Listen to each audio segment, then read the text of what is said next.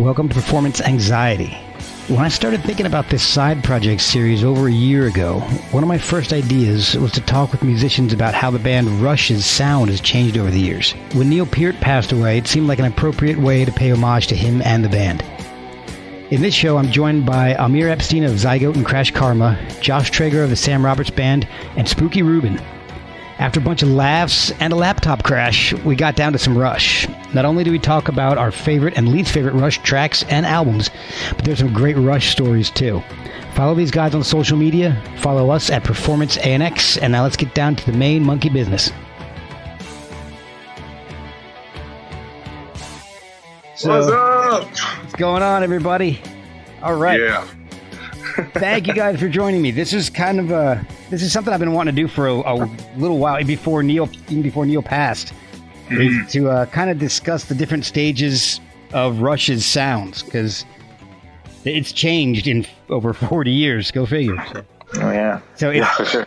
It's and I thought just having 3 Canadian musicians would make it even better. So cool. I was kind of shocked. You're actually not Canadian. I am not. Yeah. No, I live in Virginia, just about 75 miles west of D.C. Okay. Yeah. I was like, how did this guy even find us? It's, it's a weird, long-ish story. Yeah. And a lot of it involves Jordan Zederosny. So. Okay. Well, yeah. At the epicenter of a lot of shit. Yeah. So basically what happened was, when I first got onto social media, I started following bands that I liked and people within those bands, because some of the bands were defunct. And a lot of the guys in I Mother Earth were something like Jag and Edwin were some of those people. And through following their careers after I Mother Earth, I found out about Amir. So I've kind of followed Amir to see what he was doing, because I'd heard about Crash Karma. So I was like, okay, this sounds like a great band. So I followed Amir, and he was kind enough to accept my friend request and all, and then had this idea, threw it out to Amir, and he said, well, let me get up with Josh. Okay, cool. Threw it out to Jordan. Awesome. Jordan's like, I can't do it. So and actually, that's how Jordan suggested it. He's like, you got to get this guy Spooky Rubin on. I'm like, okay. Anybody named Spooky Rubin, I'm in. So cool. And I remember seeing you at like Sweaty Betty's like 10 years ago, and you were with Richie Curtin, I think. Oh, makes sense. And I was like, yeah, that makes sense. Yeah, it was a while. I didn't know you or anything. It was like, who's that guy in the corner? He looks like a cool guy. He's like, that's Spooky Rubin. Rubin, is that a Jewish name? Well, it's actually, so Rubin is actually my brother's first name. So it's kind of a long. It's basically my A&R guy at the time. When I signed to TVT, he was like, oh, you need a last name because there's DJ Spooky, there's Spooky UK, blah, blah, blah. So, because it was just supposed to be Spooky. But then my A&R guy asked me, oh, what does your brother do? And I was like, oh, Rubin, blah, blah, blah. Oh, that's it. That's amazing. That is so cool. I never knew that. Yeah, crazy, right? And how come we don't see Amir's face? Because he just turned his camera off. Oh, what? Did I really? Yeah. That's not fair. Hold up. I didn't know that. Oh, it says camera's off. You're right. Yeah. Is that better? Not yet. I mean, I don't want your handsome face to distract me. I know. But good thing I have some notes, and I have my iTunes with my Rush catalog in front of me in case I forget. Oh, good. Because terrible with song names. You can't see me, or are you good? No, you're still out, man. We can't see you, but I guess we're good. It says it's on. And so, Josh, you're a musician, right, Josh? Yeah, I'm a drummer. Well, okay. I mean, you can call that a musician. Yeah. Counts on this podcast. And so you play with who? Sam Roberts Band. Oh, okay. Yeah. Okay. Yeah. No, I know Sam. I know Spencer. Oh, you know Dave Spencer? Dave Spencer. Yeah, I know Dave Oh, Spencer. okay. And I know what was the bass player's name? I don't know if he's still with him. Yeah, we've had the same guy for a long time, James. What's his last name? James Hall. Oh, okay. No, I was thinking maybe. I think I knew the original bass player. Oh, yeah. Well, anyway, Dave. Do you know Dave Nugent? Probably know Dave Nugent. maybe is that it? Dave Nugent. Because he played bass for a while, and he's from Pembroke, which is also where Zadarozny's from. Yeah. Okay, yeah. So I think Yeah. I think I remember when Sam first came out. I hung out quite a bit with Dave Nugent. You know, back in the day. Yeah, in Toronto, right? Yeah. He used to live in Toronto. Yeah. Yeah. Well, this is awesome. Yeah. This is kind of what I like. I like getting, people who don't really know each other on, so we can just kind of talk. Because otherwise, it gets a little predictable. Yeah, exactly. So, but it makes me nervous. I don't know you guys. I'm fucking nervous. That's Well, why this- I have this. It says Amir's camera is still off. yeah. I don't know what to do, boys. You want to hang up and call me back? Because it says on. I mean, literally. I'm good with just moving on. And Okay. so this is the whole premise for this particular show is just discussing how the sound of Rush has changed, and maybe what's your experiences with Rush. I got a few general questions to ask you guys, but I also want to know things like what, if we can define the different eras of Rush. What's your favorite era? What's your least favorite era? Have you worked with any of the guys? What was your first experience with Rush? When did you hear them? How many times? What was your first Rush concert? Do you guys do any Rush covers? And why don't more people cover Rush? Things like that. That's too damn hard. And it's it's a very casual conversation. And if it goes 20 minutes, that's great. If it goes an hour and a half, that's fine too. There's no time limit to this. All right, so thank you guys for joining me tonight to discuss the changing sounds of Rush over their 40 some odd year career. We're recording this a few weeks after Neil's passing, and his passing kind of spurred this idea on because it's something I've wanted to do for a long time, but it's always been on the back burner. Like, oh yeah, I find a few people who are interested in Rush and we can be musician friends. And when he passed, I said, you know what? Now's a good time. I think now if I can get 3 Canadian musicians, I would love to discuss the changing sounds of Rush. So I have Josh Traeger, Canadian drummer. I've got Amir Epstein, Canadian bassist, and I've got Spooky Rubin, Canadian guitarist. So I've got my Rush right here. So thank you guys. I wonder what that would actually sound like. Look at that. See, we're spurning side projects as it is. Spurning. Yeah, That's right. not spurning. We're creating side projects. That's cool. So, all right. Let's start off with the first Rush show you ever saw. Well, and I'll kind of go in the order you guys are on my screen. So, Josh, when was the first time you saw Rush? The first time, my first show was in '97. It was the Vapor Trails.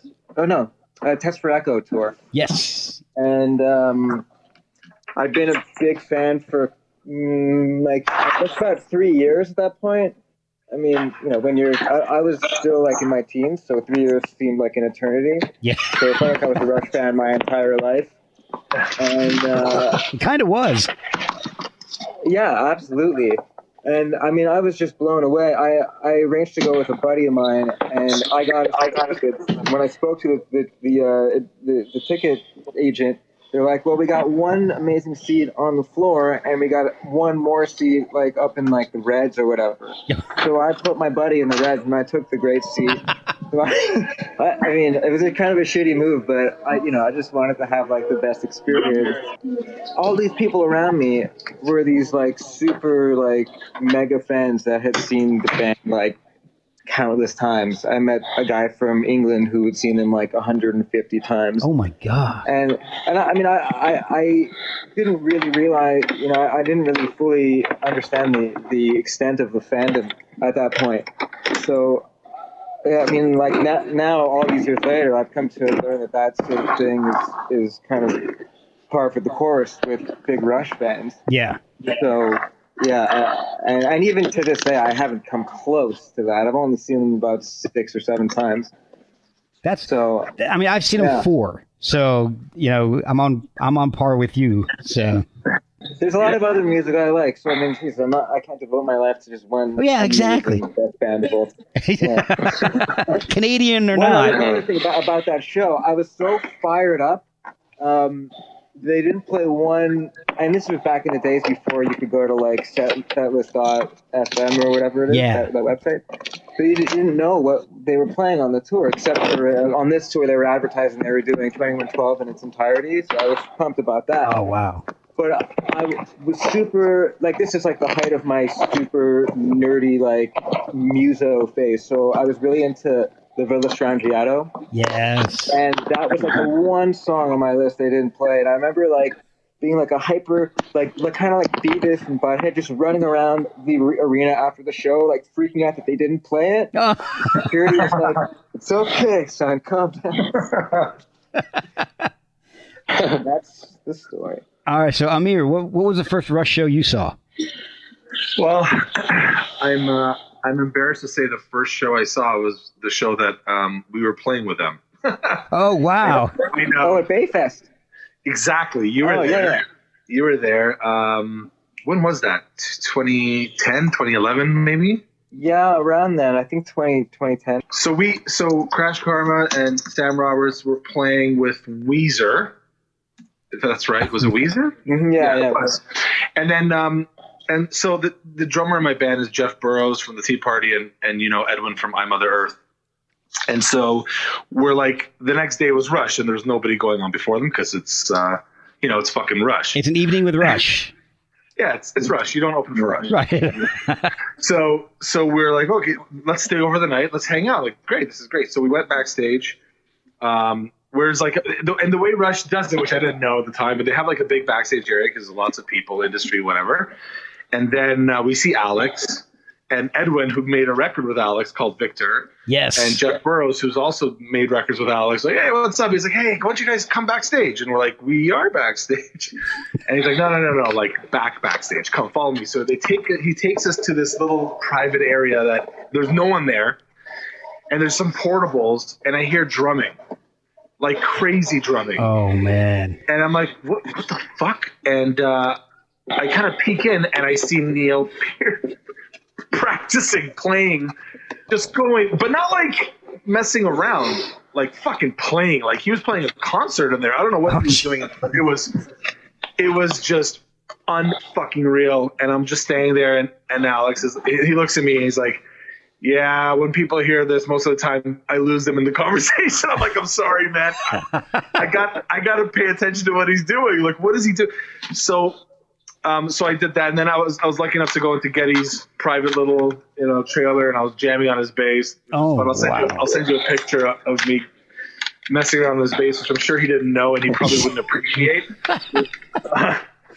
But I was there for all this. This is amazing. I remember all this so vividly. Oh, it was crazy, right? And then I was, we went up on side stage to watch Rush, and I was right there. Alex was coming over, saying hi, having a drink, and while he was playing, I'm like, this is just not fair that my first show, and I'm standing side stage, and I'm like, what the fuck am I, like, I do not belong here. Man. Just like messing around with the acoustic guitar that he's going to play with later. Like, I'm like, this is great. So that was my first Rush concert. Oh God, that's insane. Don't hate me. I do already, because your first Rush concert, you go and you play Getty's bass. Yeah, and listen to Neil play privately in his. Jeez. Were you there for that? I remember meeting Alex with you guys, but yeah. Not sure, but I think I remember hearing the drums. I didn't peek in and see him or anything, but I certainly do remember you grabbing Getty's bass and doing your thing on it. Yeah. All right. I do remember my one chance to meet Neil, because I'd never met him. I was talking to Jeff Burrows. Yeah. It was just before showtime, and was the only time Neil showed his face. He was basically jogging the stage. I was facing the road, and I completely missed that. Oh my gosh. And that's okay. And I remember right when the show was over, they were kind of closing out, and they're putting on the film that they put on at the end of the show. Mm-hmm. And I see Neil come off the side stage, kind of walks by. He says, "Hey," I say, "Hi." He goes down. His motorcycle's waiting for him. He jumps on his motorcycle and he takes off before the show was even over. Oh my god! He was gone. Well, at least he got a hello. Oh yeah, I'm happy with that. I thought it was interesting that like Getty and Alex were still there. He's already on his motorcycle on the highway. They had created a path for him. He took off. Nobody even knew he was gone. God. Wow. Amazing. Yeah.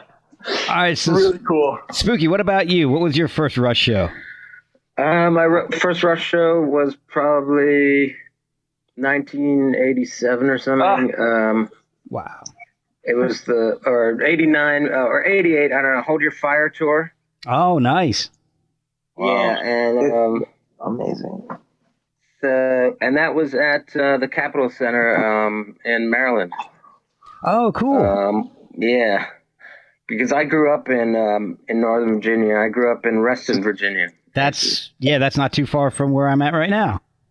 Yeah, exactly. I know. So, and I think, I don't really remember much from the actual concert. I remember they had this weird like surround sound thing going on with certain sound effects flying around the arena, and I remember they had the 3 red balls on stage that appeared, but otherwise I don't think I could tell you. I don't really remember the set list or anything. I know for sure they didn't play any of the really old stuff. I know that for sure because I would have remembered that. So yeah. Is that what you were kind of hoping for? Like, were you more? Yeah, you know what? It was. I don't know. I don't think I really knew what to expect. It was probably one of my first like arena shows, to be honest. Like up until then, I'd seen more. I'd been just to more like punk shows and smaller metal shows. It was probably may have been my first arena show actually. Now that the more I think of it, and I remember that Michael Schenker Group was opening for them. Which is another weird. I don't know why I remember that. Anyway, so it's kind of amazing, actually. And then the last time I saw Rush was probably 10 years ago on the Time Machine one? Time Machine. Oh, yeah. Time Machine tour. Yeah. And that's the tour. And I remember that. I remember a lot of the music on that one because they played Natural Science. I love that tune, man. And it's got that riff in it. I just saw, that,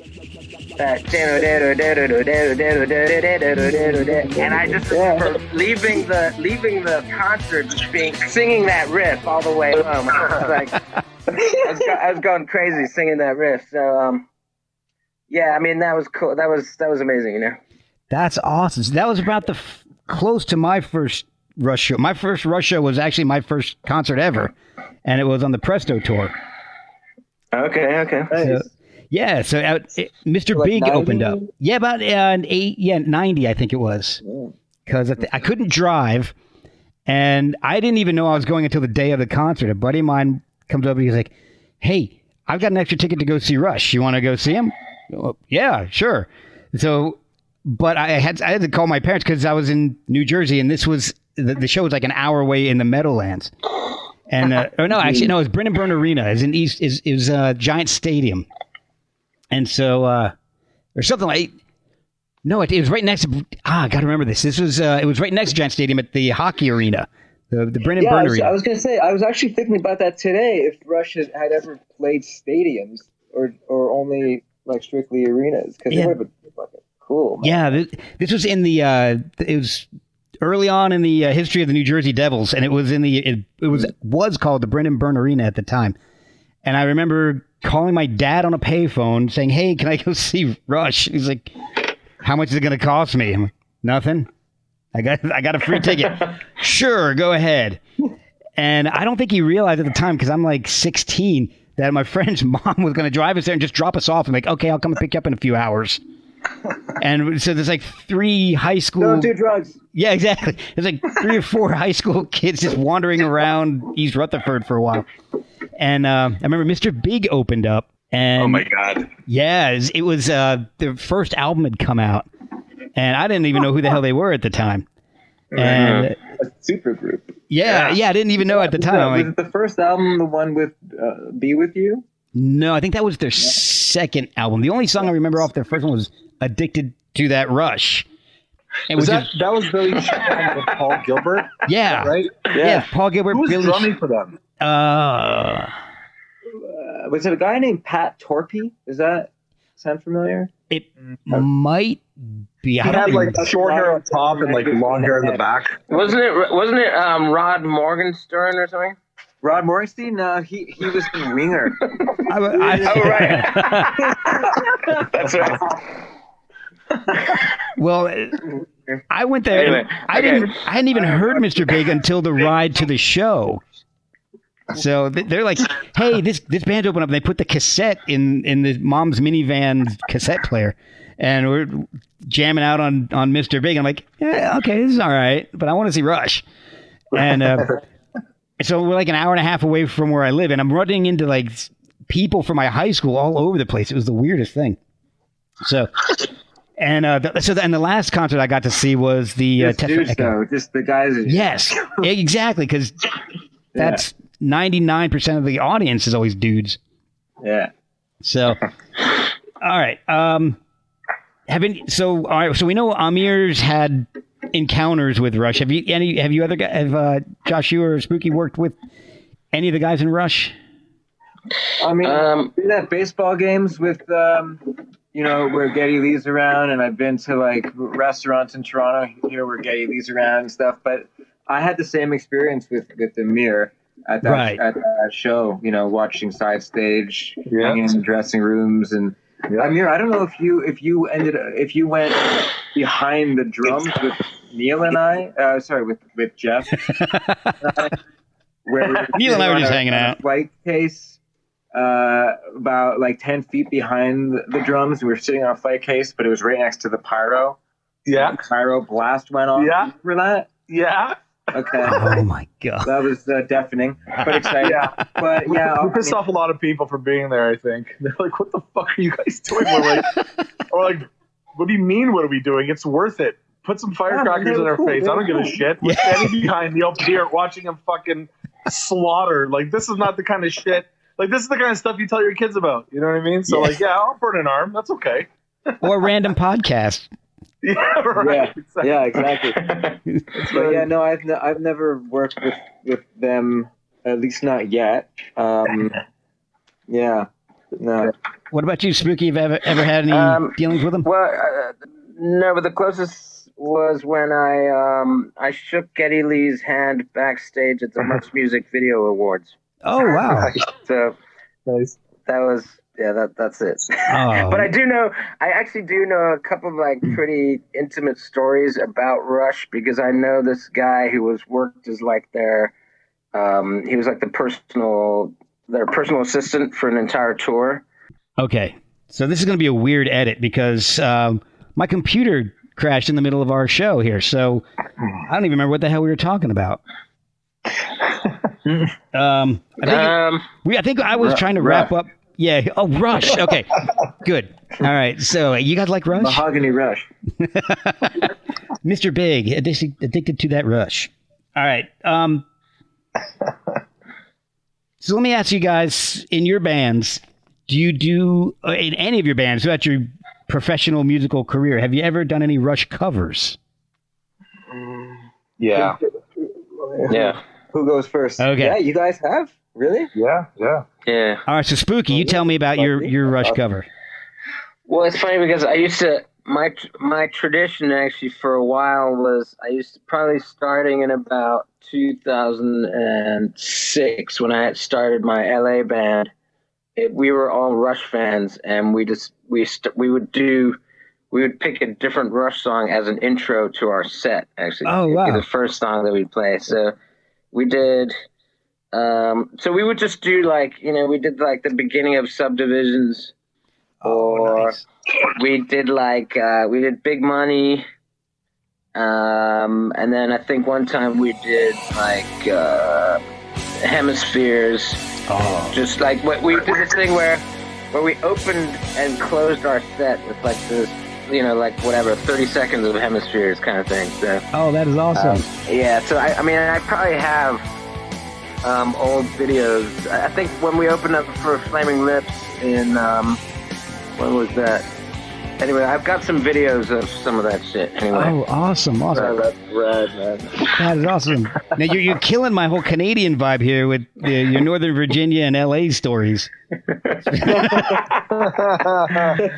All right, Amir, what about you? You said you've played some Rush covers.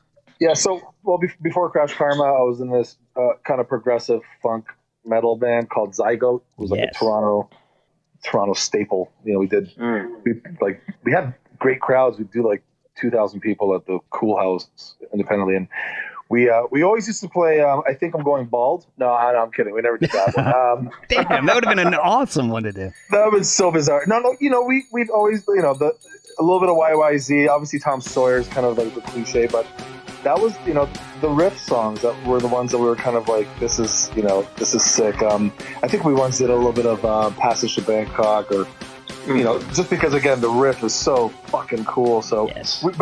And as soon as it got like to the really weird, complicated part, we'd be like, yeah, thanks very much. All right, let's play our own. Like one of those like pretend like we're, okay, we're gonna do our own now, but really it's like, yeah, we're not fucking playing that part. Like, our drummer can't do that shit. Forget that. Let's move on. So, but I think most bands would play, that you hear that do any Rush, usually like leaning towards some of their singles, like Tom Sawyer or like Limelight. Yeah, Limelight, exactly. Like the Spirit of Radio, maybe even. You don't get to hear a lot of like, Free Will or fucking, Analog Kid. Jacob's Ladder. Nobody really does those, but that was for us. Anyways, we did the best we could with the little parts that were easy. What about you? What about you, Josh? You ever do any Neil? I've played it a bunch with people, but never in like in front of people. Well, no, I have played it in front of people as a kid, but never like since becoming an adult and a professional and being in and actually making a living playing music. Right. For better or for worse, it just never came up, sadly. But even when I was playing in Mahogany Rush with Frank, I was actually in that band for a few years. Oh wow! Yeah. Oh really? Yeah. No way. In 2001 to 2005. Frank Marino. Yeah. Oh, that's awesome, man. So he probably has a lot of stories of the early days of Rush, because they were all doing a lot of shows together and nominated for Junos together and stuff. Sure. Probably some bad blood there. And confusing a whole hell of a lot of people. It shows Mahogany Rush and Rush. Even as a kid in Montreal, I didn't have Canadian music television, and I wasn't really listening to rock radio, so I didn't really know much about Rush. I had heard about Mahogany Rush because they were from Montreal. Oh, but okay, so and then that actually leads me to when I first played Rush.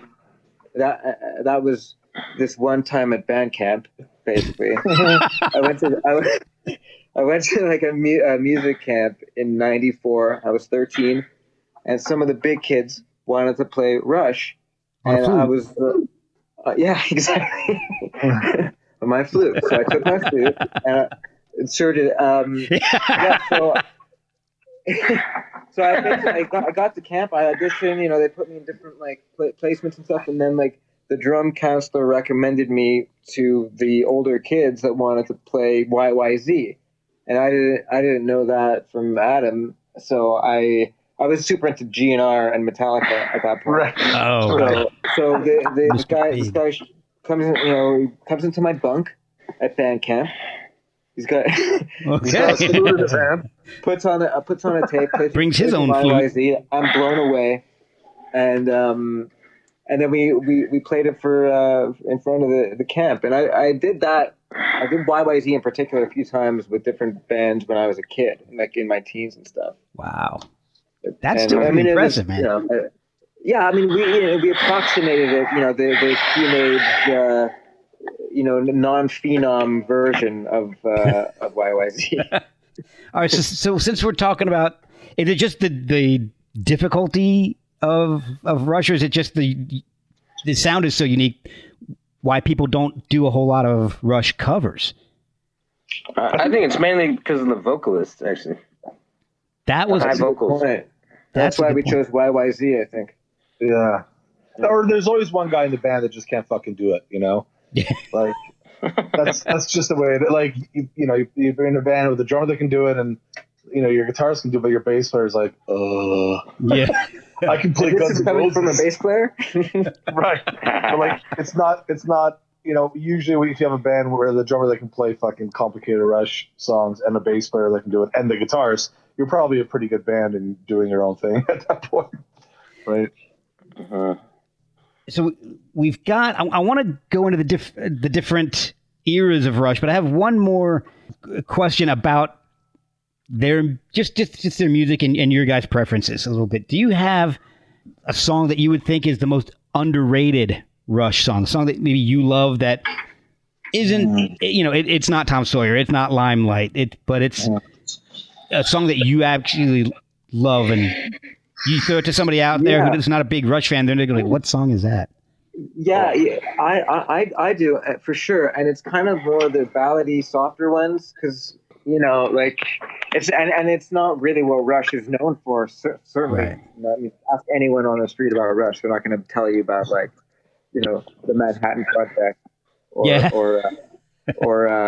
I love Manhattan Project, actually. Yeah, that's one of my faves there. Yeah, me too, man. And so is Nobody's Hero. Maybe they're a bit cheesy or whatever, but I'm a sappy guy, and different in his sexuality. I went to his parties as a straight minority. It never seemed a threat to my masculinity. He only introduced me to man, nobody's, especially when I learned what the lyrics to Nobody's Hero were about, it just resonated. It plays me, man. Like, it brings a tear to my eye every time I hear it. It's like one of those songs, if I try to play it or sing it, I just well up and I can't even get through it. Not that I really sing much or anything, but if I were to try to do that, I wouldn't really be able to get through it. Yeah. Those two songs for sure for me. Manhattan Project, Nobody's Hero. Amir, what about you? I would go into the first one. I still rock out to Working Man all the time.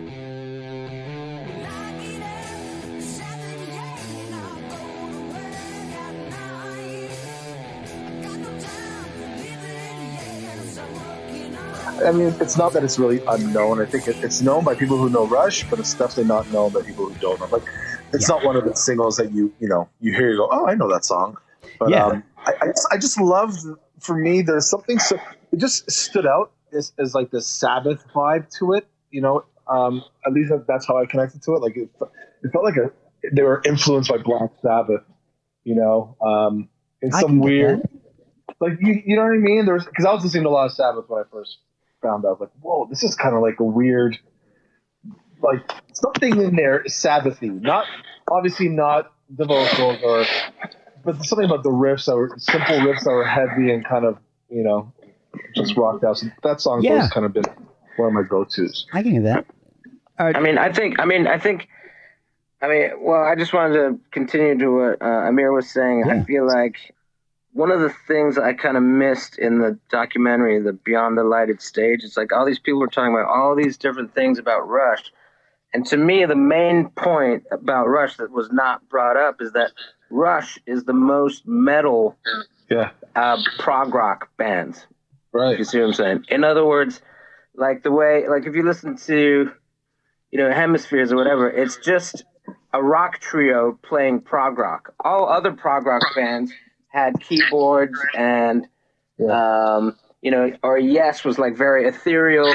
Rush was the most sort of balls out, kind of really heavy like bass lines where the guitar and bass are like playing together, and they've got these super, they're super tight, and it was a rock oriented prog. You know what I'm saying? You know what? That's a good point. It's never. It's people never mention it, but I mean, I know. I just thought I wanted to bring that up. No, that's a great point. I mean, they kind of had to be. You look at the other prog rock bands like Yes, there's like 7 guys in that band. I know, and it's never like it's never super ballsy. You know what I mean? It's because when you have that many instruments playing all the time, you can't really feel the bass and the drums playing together like to that degree. You know what I mean? That's a great point. Mm-hmm. So, do you have an underrated, overlooked song that you really like? An underrated song that man, I don't know. I don't know. I've been trying to think about it. I don't know if I can. I mean, I love Analog Kid. I love when he goes, "You move me, you move me."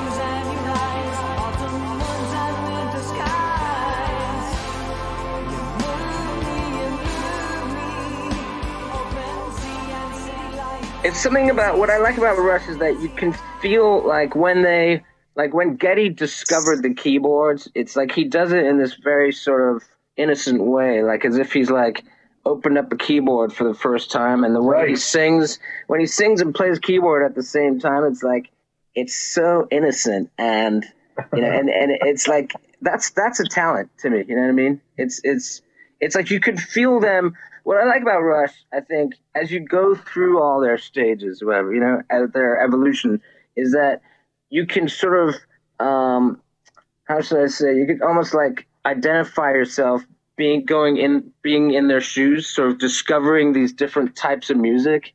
And I think that's the appeal. That's what I always liked about them. I was always like, what are they going to discover next? You know what I mean? Like, it's like, so, exactly. Everything they've arrived at, every sound they've arrived at has happened organically and like you say, innocently, right? 100%. And like, absolutely, like I can relate. And so many musicians I grew up playing music with had, we all kind of had that same sense of, of adventure and experimentation, and it just came from an honest place of discovery. That's 100%. Like that's the essence of Rush, 100%. I find that like for me that a lot of the changes, like you're referring to, you're saying, Mark, how it's like, well, it goes from like riff bass to progressive to commercial. I hear things differently. Like for me, like talking about the keys, like a Farewell to Kings is like, I think that was the first record where they really started playing with keys, and exactly like you said, it was so like background, like, oh, check out these chords I know, and like he just like, I want to put keys on this record. He kind of figured out how to do it or whatever. I don't know if he ever. I don't know that he could be a classically trained pianist, but there is a sense of like innocence to it, and it was kind of a little bit more upfront and center than the last records, like and then like I would go, okay, so from there. So okay, sorry. Let me rewind for a second. So the first record, 1974, was they had these very they were a lot simpler. They weren't as progressive. They didn't really. It was almost like they weren't fully confident in their ability to play, but they were really good at rocking the fuck out. And they were progressive metal. Like they were like this band, this trio, just powering through these songs. But it didn't get progressive as much until later on. And then you start going, oh shit, like. Geddy starts getting comfortable into his bass playing, really hard on hemispheres. Like you're like, holy shit! Like he starts going lead a lot, And at the beginning, if you listen to it, it's a lot more relaxed, and the drums were a lot simpler too, especially in the first record. Between that and Fly By Night, there was a huge difference. Between Fly By Night and Crest of Steel, there was a huge difference. And it just got more and more intense and more comfortable until they just fell into this pocket. Where there was a moment where they became Rush. I think I don't know if it was Hemispheres or Farewell to Kings, but one of those records where it's like they found their sound. They know who they are now. This is it, and then they just rocket ship from there. But the first couple of records, you were kind of like, okay, like the second record didn't really sound the same. You're like, well, this is a little bit different. So there was a growing thing, but it was also in terms of their how confident they were in their performance and their playing together, and the gelling of the band. Oh, absolutely. So, yeah, I also love the way I don't know. Speaking of the first 3 or 4 albums, like a big thing. The other thing is I always loved the way Geddy's voice would change per album. Also. Right. Like even on like. Because I really love the way Geddy's voice sounds on Fly By Night. I don't know. I think it's something about the way that they double tracked his vocals or something. But he's got this really juicy voice. It's thick and juicy, and it's just it's my two favorite adjectives. On Caress of Steel, it's like it sounds more like his voice sounds dry and kind of thin, and I don't know. It's just. I don't know. You can sit there and think about all this shit, but whatever. No, you're right. That's what the show's about, man. Like, did you guys? Were you guys always a fan of his voice? No, I hated it. One? Oh, really? Hated it. There was a few artists whose voices I couldn't fucking stand the first time I heard. Rush was definitely one of them. There was Neil Young. I fucking hated Neil Young. I wanted him dead. Well, you really must hate Dallas Green then. Well, look, I'm not saying that I still do. I'm a huge Neil Young fan now. Yeah. I obviously love Dallas. But like at the beginning when I was a kid. I was fucking 12 years old and I was used to listening to Corey Hart and Platinum Blonde. And then I find Metallica and I'm like, oh, this guy's angry. And I'm like, okay, this is what I want all singers to sound like on all bands. And I hear Rush like, who the fuck kicked him in the balls? Like, what's happening here? I hated it. And then, my brain matured and I started going, oh shit, okay, this is the only voice that works with this band. If it was any other voice, suddenly Rush would, they just wouldn't be the same band. And you go, okay, now I understand what the Cure is when you have a band together where you wouldn't survive without the other. Like these guys, they were a musical unit. It didn't matter if Neil went on and did his own thing, and you saw Alex do his own thing, and Geddy. It just would never work with anyone else the way it was I agree. And his voice is Rush. You can't have. Yeah, I know. It's funny because it never really the voice thing never occurred to me as being weird or difficult to listen to or anything. Man, that might also be because as I mentioned, learning about Rush at music camp and being kind of like a nerdy kid trying to get good at drums and good at music. Rush kind of was like, well, you think you're good enough to play YYZ, and here's a tape called Chronicles of basically the best of this band Rush, and so I listened to that day and night for months, and I kind of looked at Rush as my band. This is kind of bridged the gap to from Guns N' Roses and Metallica, which is what I was into at the time, into the jazz and fusion and funk stuff that I got into afterwards. So I kind of felt like Rush was my band. So there was no judging. Well, see, it wasn't like I heard Rush on the radio or I saw a video or something and I was like, who the fuck is this singer? That's a weird. Right, but it was more like if you're a fan of Axl, feel good about myself kind of thing. So it's like no. This is the singer. This is how he sounds. Okay, awesome. Great. But if you're also a fan of Axl at the time, then it's not as big of a leap to Geddy.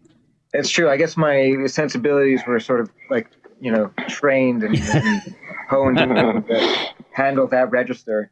Yeah, exactly. I was a big fan of a bunch of hair metal crap at the time, and when I first heard Rush, and so I was kind of used to the weird screaming and the higher pitch, I guess. Mm-hmm. Yeah. So on the first record, they say it they mention it in the documentary Beyond Live Stage. When a lot of people first heard Working Man on the radio, they assumed it was New Zeppelin. Yeah. Right? Yeah. So then why all the fuss about Geddy's voice if everyone thought he was Robert Plant? It's just because he's not as sexy? It's because he's got a big old schnoz? Is that why? And he had that Cousin It hair going. Yeah. Well, I think when people say, because that's a pretty common opinion from people to not like Rush because of the vocals. But it's usually they're talking about, Spirit of the Radio and like that, those songs, not not the earlier album, But I mean, I don't know. I mean, the first time I heard Rush was it was Fly By Night, and I thought I just thought it sounded kind of like Zeppelin, but I thought it just was way cooler right away. I just thought it was like way cooler than Zeppelin. Like not, because I know that that's a big thing too. People, you say they're either you like Zeppelin or you like Rush. Like you can't like both or something. That was a big thing. Really? I mean, I don't know about you guys, but for me, I was like always, Beatles or the Stones. I always liked Rush more than Zeppelin. Always. Oh wow! See, right from the beginning, they were parallel for. Well, see on my screen, if I go parallel, my hands go wide. They were parallel for me. I loved them both as soon as I heard them both, and it's like I mean, you were saying that Geddy's voice is the only thing that would work with Rush. It's just everybody's playing is so unique, and that extends to his voice. It's amazing. Yeah. So the Rush's sound has definitely progressed throughout the years. So I kind of tried to break it down a little bit into some different sounds, and I'm going to run through these different sounds. You guys tell me if you agree with the way I've broken this down, and we can get into a virtual fist fight if you want. Whatever. But so I think the first 2.5 albums are like their power trio era, where they were just rocking. They were playing just straight rock as much as they could. Their biggest influences were Sabbath and Zeppelin. And I think halfway through Caress of Steel, when they got into like the Necromancer and all that, that's when they really started discovering, there's this prog stuff we like doing. And that's when they kind of started their prog here halfway through their third album. So it goes half of Caress of Steel, 2112, Farewell to Kings, and Hemispheres for the prog era. Then they kind of take a break. When they come back with Permanent Waves, all the extended jams, the songs that are an entire album side long are gone, and you have Permanent Waves, Moving Pictures, Signals, and then Grace Under Pressure. Right. Then I think when they came back with Power Windows, their sound softened up a lot, and to me, Power Windows is the one album I really don't like all that much. It's Power Windows, Hold Your Fire, Presto, and then Roll the Bones may fit in there, but I remember and when we had our little power failure here, and I was talking to you guys off air. I remember I was telling you about I was hearing an interview with Alex and saying that when they were recording Counterparts and they started with Stick It Out, he had plugged into an amp and just turned the volume up and let it, and that's where all that feedback and Stick It Out comes from. And he said that's the first time he had done that in years at recording instead of plugging into the board. And so I kind of consider that, and maybe even Roll the Bones, some of that, but it's going back to their basics era where they were playing more straightforward stuff. Counterparts, Test for Echo, Vapor Trails, and then and Snakes and Arrows. And then I think their entire career kind of culminates, as fate would have it, in their last album, Clockwork Angels, because in that album, I don't know about you guys, but I hear bits of every single era that we just went through in that one album, unlike any other album that they've done. And I'm not even talking about their Feedback Covers EP. So yeah, what do you guys think about that? First off, I find every album, or you could say every album, or you could say every era of Rush and their catalog has been, it's like a time capsule in a way. It's like the things that were happening, the sounds of, in music that was happening around them kind of informed a lot of the music they made. I mean, there's a few examples of that. Probably a bad one. Start with a bad example. I think Spooky just Test for Echo. There's took a dump. Song, like Net Girl and Net Boy. I don't remember what the title is, but there's like an internet themed song. Yes. On Test for Echo, and then on like on the song Roll the Bones, there's that like rap section. Yeah, with Right? the weird skeleton in the video. Yep. Yeah. The weird skeleton, yeah. What's the deal? Spin the wheel if the dice are hot. Take a shot, play your cards, show us what you got, what you're holding. If the cards are cold, don't go folding. Lady Luck is golden. She favors a bold, that's cool. Stop throwing stones, and I have 1,000 saxophones. So get out there and rock and roll the bones. Oh, God. And you know, go back to permanent waves. And they've mentioned it in interviews themselves, like the new wave, the new wave music and like kind of the reggae influence that was happening with new wave bands like the Police. They cite as an influence, and bands like that. That's what was happening around them. So it's like I said, it seems to have informed the music they've made. Therefore, in my opinion, all those albums are like a time capsule. Okay. So, like, you want to hear what like 1980 sounds like, then put Permanent Waves on. Right. Okay, I'll go. I mean, like from a nerd's perspective. Yeah. We're still talking about prog rock here. Okay. Well, but it's also it's their perspective of 1980. Yeah, For exactly. sure. All right. So, what do you guys think about their last album, Clockwork Angels? Like I said, I kind of hear a little bit of everything they've done in their past on that album. Do you guys, am I the only one hearing that, or do you guys agree with that, disagree with that? I don't know the album very well. I know like one song off that album, unfortunately. Sadly. I'm gonna say I gotta be honest, I kind of started tuning out to Rush probably after Presto, I think, is when I started tuning out. Oh, really? Yeah. It's just, I mean, not tuning out, but I guess tuning out, yeah. I started tuning out. I'm sorry to say that. No, that it's normal. I mean, like it happens, and like for me, it was after Test for Echo. For me, it's I think part of it, and maybe you'll agree, Spooky. It's like it's the music that you're hearing, and that's kind of inspiring you during your formative years, right? And then you kind of branch off into whatever your thing is going to be, as you become an adult and stuff. So for me, it's like, Test for Echo was like the last album they released for me while I was in my formative years, like as a teen. And then there was like 5-6 years until the next one. Yeah. And at that point, I was still like super into seeing them play live, but I wasn't like,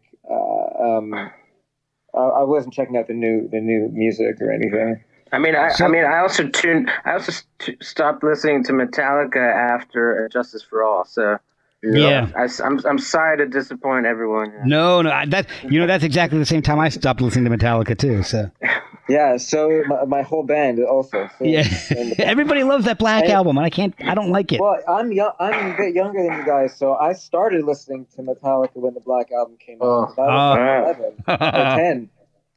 But it's the latest. It's the most recent album that I can tolerate. Yeah. Okay. Here's a quick insight into how old I am. I saw Metallica with Cliff Burton live. Oh, wow. On the Aussie tour in Denmark when Master of Puppets just came out. Oh my Lord! Wow. Jesus, so was it the Aussie? I was super into. No, this is before this because they did Ozzy like two years after Master of Puppets was out.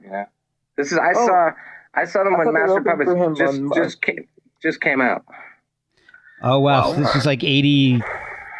Wait, what do you think? 86. 86. Yes, I was like 13. He died that year too. He died like in the fall of that year. Yeah, that's right. Because I saw him twice actually. I saw them. You kidding? Wow. I saw Metallica twice on that tour, and I saw Jason Newsted's one of his first shows. So Spooky, you and I are the same age. So I saw Metallica on the Master of Puppets tour before and after the big bus Oh man. accident because So they you kept saw touring. Newstead on the Puppets tour. Also. Yeah, I saw Newstead on the Puppets tour. Wow. That's wild. Jeez. That's so Crazy, wild. right? Yeah, I saw like Newstead's like second show or something. Oh, wow. You know that when they re-released all that stuff, they've got Cliff Burton's last show out on that, like the big box set of Master Puppets. And then they've also got Newstead's very first show with Metallica as like an audition type of show. Oh, that's so shit. cool. Yeah. Wow. It's all on those big, like the $200 box sets that they released. Right. All that crap's on They're there. always doing that. They're I always know. doing these big box sets. Yeah, it's like Iron Maiden. Iron Maiden re-releases every album every like 3 or 4 years. I don't know what the hell's going on with that. I don't know. They figured it out. They figured the merchandising came out. And so did Rush, man. Like every tour they ever did, they have a concert video, like, and that's just the tip of the iceberg. Actually, Oh, yeah. Spooky, you said you saw them on the Hold Your Fire tour. Yeah. You know if that was a show of hands? Because they released a video called Show of Hands. Yes. From, like, England. Oh, I see. That was that tour, yeah. Was It was, it? Oh, okay, crazy. Yeah, you know, it's funny. I don't know that. I saw Rush for every album after that. Presto. Hold on, let me look at my list because I'm forgetting album titles at this point. Presto, Roll the Bones, Counterparts, and Test for Echo. And I saw them, and I think it was like the prior 2 or 3 live albums they released, they would always have a song from whatever, like the Meadowlands in New Jersey or something. It's like the New York, New Jersey area shows.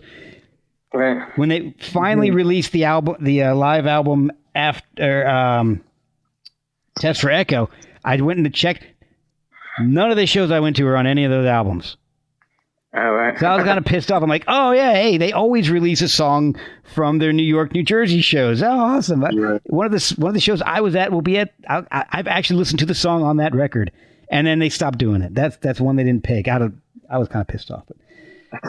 So, do you guys have a Rush album that you don't like? All that from let's not count the one after you stopped listening so much.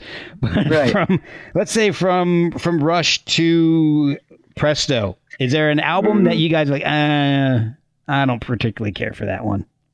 Roll the Bones for me. Really, Yeah. man. Yeah. As soon as that rap happened, oh no. That was Oh pretty. no. That was pretty cringy. That was like, come on, man. Like think about I have a different kind of outlook on Rush because I grew up in the same neighborhood as them. So there's like this kind of like this local neighborhood. Like they literally lived on like the street next to the schools that we went to. Like Oh wow. so like Rush was like they weren't just like the region of our area. They're our street. Like Newton Brook is before high school. That's where you go. And before that, public school is Rockford. I went to those schools. I went to Rockford. So Wow. So there's kind of like a culture there. There's a lot of Russian immigrants, a lot of Russian Jewish immigrants that live there. So. And Russian Jewish immigrants aren't cool. I love them. I'm one of them. But like you shouldn't be fucking rapping, and they shouldn't be rapping your music. But that's also the spirit of Rush. Right. Just try shit. And They're you're doing it 100% right, dude. innocently. You love it about it. They're doing it innocently. I love that. I love that aspect, but sometimes it's a swing and a miss. That's- And, now that- Of course. need that. Now that For goes me, to that's one what of the it was. underrated songs that I liked was Taishan. If you raise your hands to heaven, you will live 100 years. I stood there like a mystic, lost in the atmosphere. The clouds were suddenly parted. And I know even the guys in Rush hate that song. But I love that song. That's on Roll the Bones? No, No, that's on Hold Your Fire. Yeah, when China sang to me, that's the lyric. Yeah. Yeah. I was, Yeah, you know what? What's weird is like I feel like sometimes I can't really listen to Rush like all the time. It's like I don't know. I mean, What? You monster. No, Where do you live, Spooky? I'm fucking coming for you. No, you're I'm right. muting his channel right now. Let me put it this way. I think in the past 5, like, because I'm such a diehard Rush fan, I would have never thought, like, maybe 5 years ago, I started actually kind of listening to Rush and saying stuff like, "Oh, I hate this song," and I would have never imagined myself saying that ever. Yeah. But like, for example, I remember when I saw Rush at the Canadian Molson Amphitheater when they did what was the tour I saw? Time Machine tour. Yeah. They played Witch Hunt on that tour, right? Okay. Yeah. And that's when I realized that, oh yeah, I don't really like this song. Yeah, and that's fair. That was the first time that I even considered not liking a Rush song. Wow. I'm really glad that wasn't my pick for underrated songs. And I think, and there's also musically, there's this other thing that I notice about Rush that they do a lot. And once after you notice it and you think about it too much, it's like it's a recurring thing that they do, where they do a lot of this thing where they go bum bum bam bam. Have you noticed that? I haven't, but I probably will now. They do that, and they start a lot of the songs with dun dun dun dun.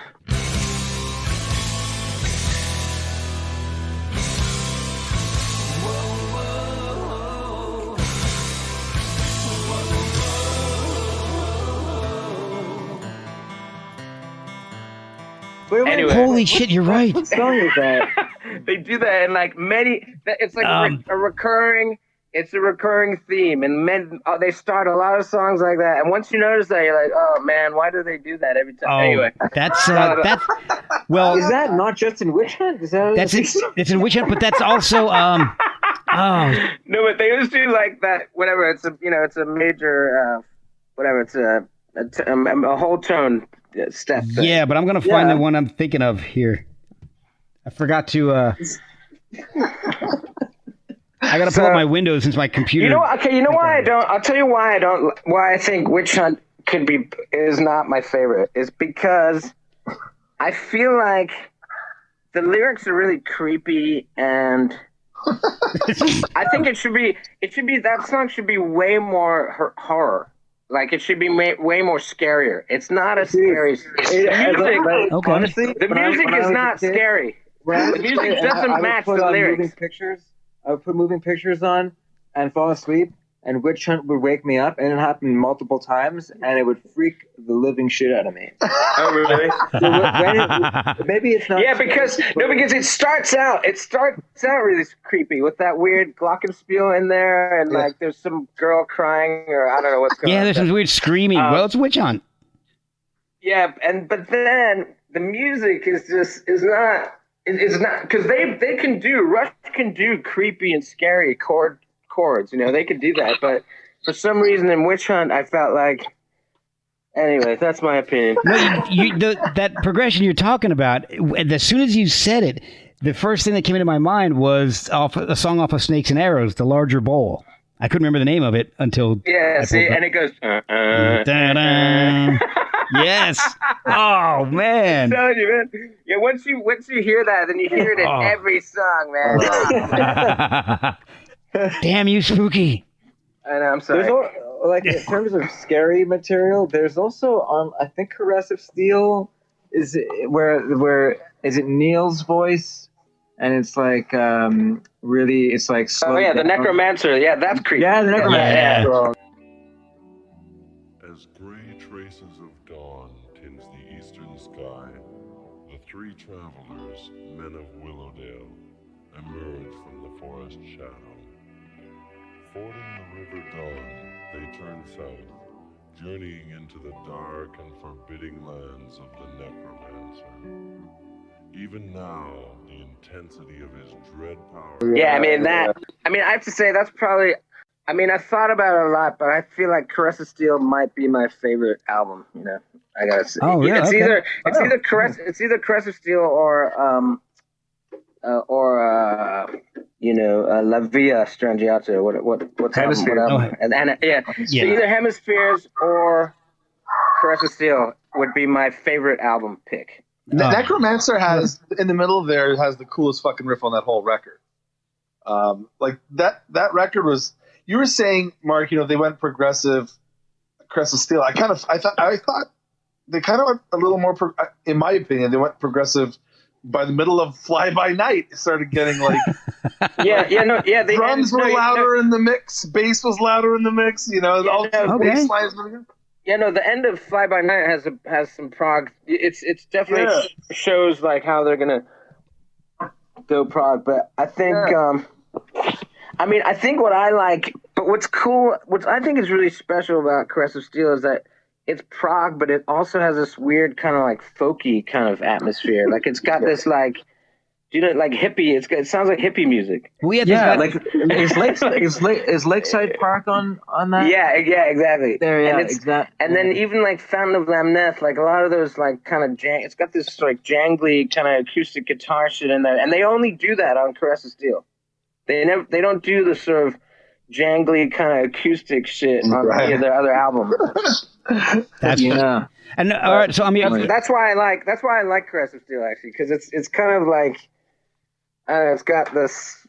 It's like this very transitional album, Okay, so I see what you're saying. I'm looking up the track listing for Fly By Night, and side 1 ends with Bytor and the Snow Dog, which is insane. Exactly. Right. And then on that same album, they have Rivendell. Oh my God, yeah. I love Rivendell. Yeah. Okay, so maybe it even started earlier than I had considered. So second record. They started finding that sound. Is there an album that you don't particularly like to listen to? That you're disappointed in? I'll be honest, and this kind of goes further to what Josh was saying. Like for me, as a kid, I think probably affects everyone. If you listen to music as a kid, music was like it was like a religious experience for me. It wasn't just like, oh, I heard this record, it's pretty cool. Yeah. It was like I got into a fist fight with a kid named Junior because he made fun of Metallica. And I was like, fuck you! What do you listen to? You fucking listen to CNC Music Factory, you fucking loser? That's the worst! And I actually got into a story, that was before the Black Album came out, those motherfuckers. Yeah. So it was a lot. It hit a lot closer to home. Like, and the other thing is, when you're a kid, when you experience that music, it's so like I cried listening to certain songs. You know what I mean? Like, you would cry. You'd lie there and read every note. Like, oh my God, Metallica, thank Ozzy Osbourne, they're fucking friends. That's so cool. Like there's this excitement. There's an excitement that happens, and when you get older, it's all gone, and maybe you'll find something new. You're like, oh, this is really cool. Like, when I found Incubus for the first time, I was like, oh, they're fucking really dope. Like, I really like this band. Yeah. But or System of a Down or whatever. But it never felt like Pearl Jam 10, Metallica, Ride Lightning, Master and Justice. It never felt like those records that I discovered as a kid. So Rush, the first few records were the ones that I kind of started listening to when I was 16. I'm like, holy fuck, Rage Against the Machine and Alice in Chains. But you listen to and when I got older, obviously, they kept putting up music, and then Roll the Bones happened, and I was like, oh no. And I just kind of stopped after that. I just kind of, I'm fickle. I want to listen. Yeah. I can't fucking name you one song on any record after Roll the Bones. Oh wow. And I can't name you one song on any record after Vitalogy by Pearl Jam. You should check out a song called Nobody's Hero on Counterpart. Animate. I like that song. Actually. I really do like that song. I know that song. I know that song because that was on Much Music. I would catch some of their videos from the newer albums, and they had a cool music video for that one. I'm pretty sure. Okay, so I've got a question for you guys. Now, are any of you familiar with the Vapor Trails album? I saw the tour. I saw the concert, but I don't think I could tell you one song. Okay, well, the question I have really doesn't pertain to the songs singularly, but they released the album, and then 5-8 years later, they remixed and remastered it in a completely different package and re-released it as a totally different mix and just called it Vapor Trails Remixed. Uh-huh. That to me sounds like they were just incredibly disappointed in the way the original Vapor Trails sound. I've never known. Do you think it sounds better? You know what? It's funny. There's two tracks I absolutely loved on the original Vapor Trails album, and I don't like the way they were remixed, but I like all the other songs on the remix album better. So I see. there's a Peaceable Kingdom and what the hell is the other song? It's like part. You know how they had that Fear thing going, like part 1 of Fear. Oh yeah. This was the last. They started that on like Grace Under Pressure, I think. Moving Pictures. I think Witch Hunt was part 4. Right. Yeah, that's right. Witch Hunt was like part 4 of 4, and they went backwards. They went 4, 3, 2, and 1. And that song, I'm gonna Freeze? Was it Freeze? Freeze, yes.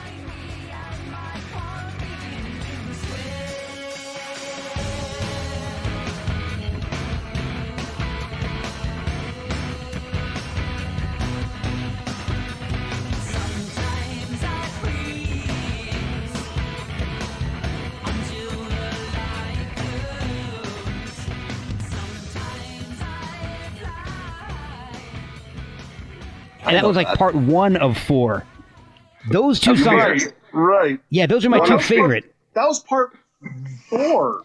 I think they went backwards. I think it went. Oh, right. So it was the first one. That's right. Yeah. It was the first one because it was part 4. Yeah, because it was like Witch Hunt was part 4 of 4, and then there was 4 of Fear. Yeah, part 4. Yeah. 4 of Fear. And then they went backwards to part 3 of Fear, part 2 of Fear, part 1 of Fear, and it was just really weird. But that was one of the tracks that I liked better on the original release. But I've never known a band to go and so soon just remix an album like that and just think, we just weren't happy with that. We're gonna redo it and re-release it as a whole new album. Was it like? I remember. I seem to recall at least when that album came out that they were also like their sound had changed dramatically from Test for Echo. Because that was the Vapor Trails was the first album back. Yeah, because there was quite a gap between Test for Echo and Vapor Trails. Yeah. But because I remember Neil's daughter and wife had passed. Right. Wife, yeah. Well, and that was part of the gap. Exactly. Yeah. So I remember when they came back with that album that there was like the sound changed. He was like Alex was using like this dual rectifier Mesa Boogies, and it was like a much heavier sound. Yeah. And I think like for me, I never really checked it out. I wasn't really into it because it felt like, and this is kind of where like my career and my band is kind of going like a bunch of old guys trying to like grasp at like their hold on for dear life, like of their youth. I can see that. Or appeal to a younger audience or whatever, instead of just being who they were. But that's part of who they were. They would always change, and be informed by the music around them.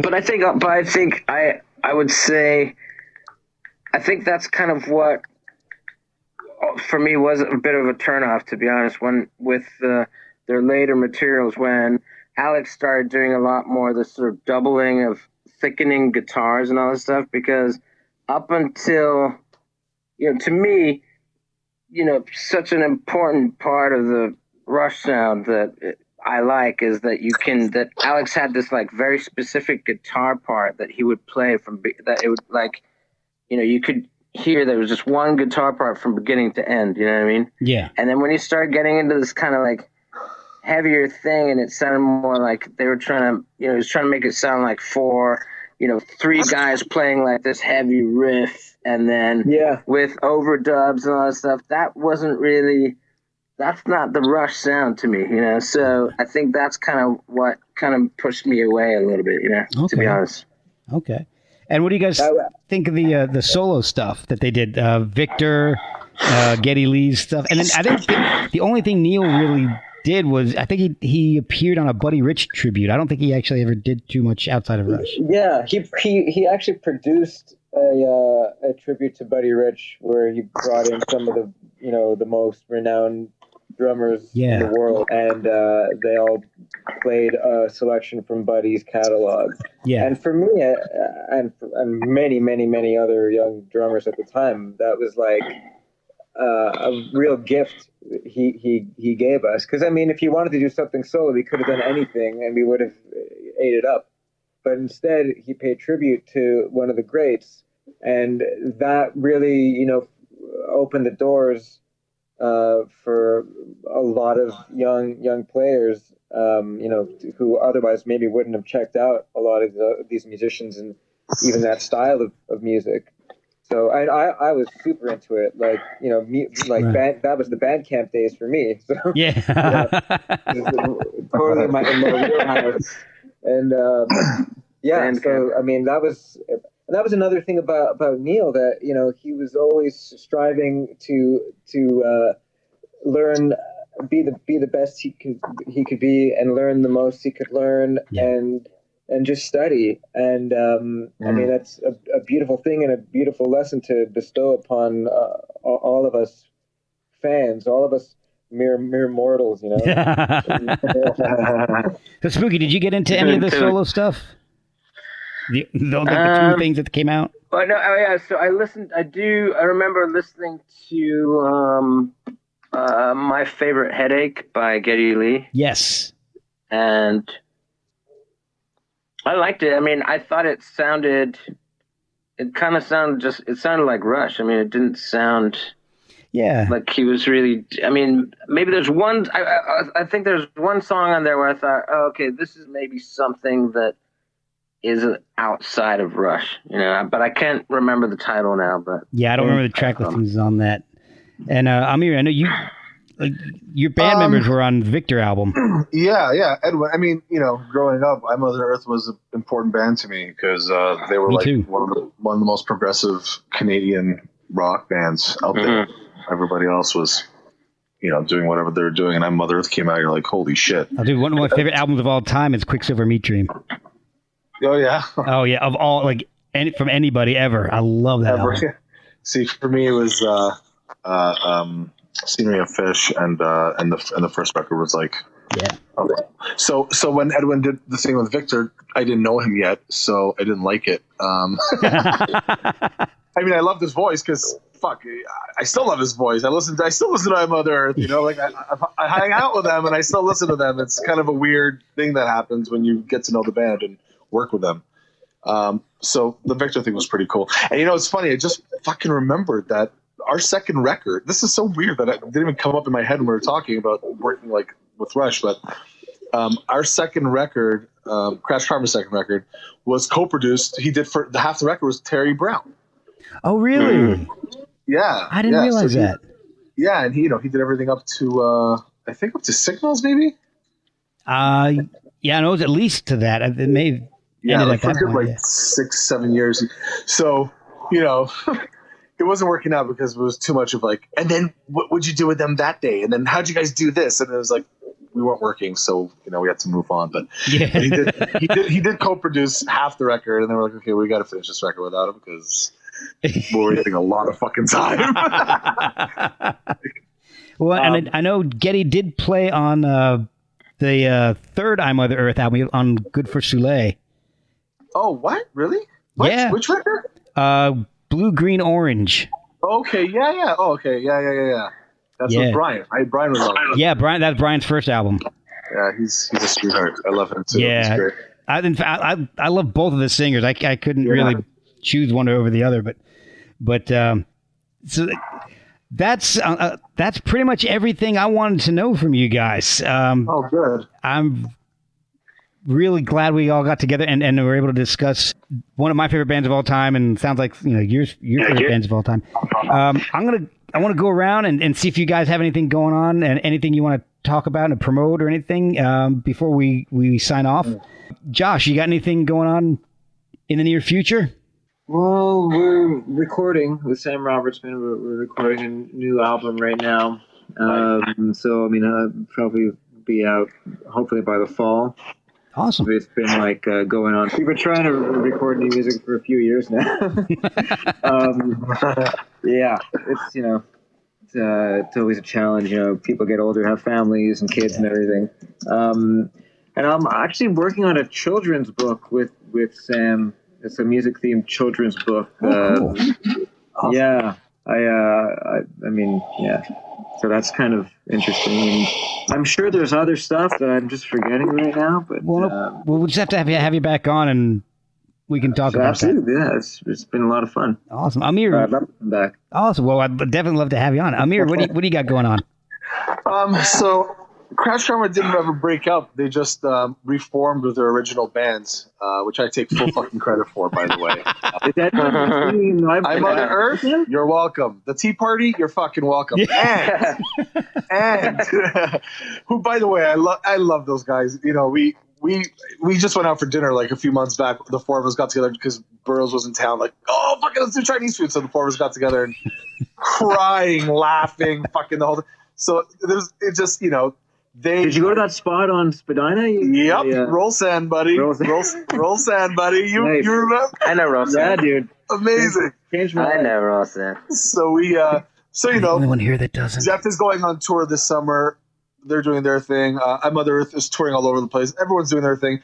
I kind of focus more on management now. I got 3 kids and my wife and the house and mortgages and shit. So to be in a band, it's a little tough. So I started a management company. I have an artist that's fucking brilliant named Evan Conrad with a K.